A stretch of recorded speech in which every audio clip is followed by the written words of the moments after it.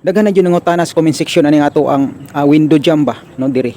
Kung unsa daw kuno ato ang gibutang. Kung ako ang gibutang diri 2x4 nga rectangular tube. Tube lang ni siya. So pwede ra gud og 2x3 no, pero mao man ni akong bit number 2x4 man jud. No kay nindot siya tanawon ba lapad siya. Then kung magpabutang kag salamin, diretso na no. Kay 2x4 man. Na siya allowance ba? Na siya allowance para sa imong screen kung magpabutang kag screen. So ana na siya. Ang nakanindot ani natay nosing. So nindot siya tanawon. Nya last nindot pagid ang pagkataba sa ato ang wall cladding. So di na kailangan nga mobutang pagka diri og angle no para matabunan ang imong pangit nga kinating kay nindot naman o pareha niyo. So diretso na siya. Diri sa ubos.